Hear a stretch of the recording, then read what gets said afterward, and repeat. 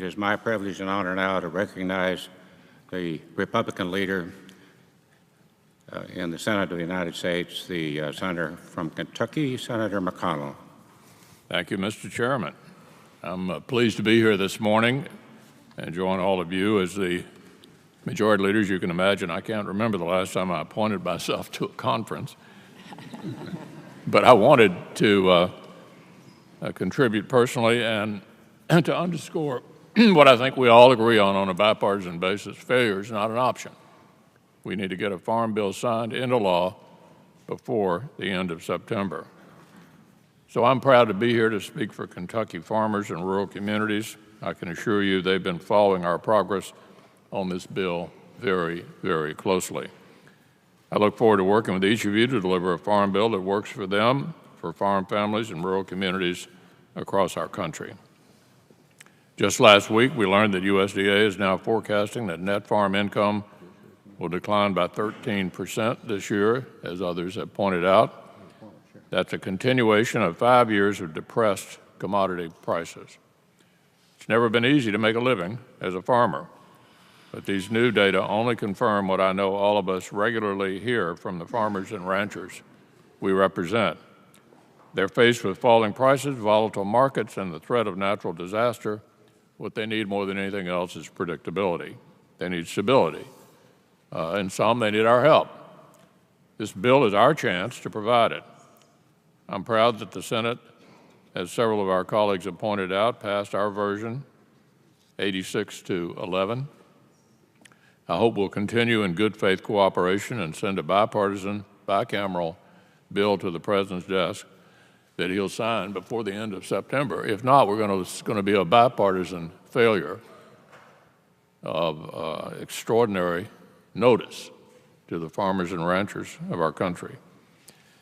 This legislation will fulfill our core responsibilities to our American farmers. It will also make new investments in rural communities, such as expanding broadband access, provided ongoing support in the fight against opioid abuse and substance addiction, and it will empower producers to fully explore growing markets both here and at home and around the world. Now, it's no secret I'm particularly excited about the parts of the Senate-passed bill that concern industrial hemp, and I want to recognize my friend and colleague, Congressman Comer from Western Kentucky, who, as Commissioner of Agriculture before he came to Congress, was the first Kentuckian to take a major lead role in what has now developed into a national consensus, I believe, that industrial hemp deserves a comeback. I think the confusion with its more controversial cousin has largely been eliminated, and I particularly want to give him a shout out, not only now here to finish the job as a member of this conference, but for really starting this issue in our state. Consumers, as we all know, have been consuming hemp products for decades. It's everywhere. It's just coming from some other country.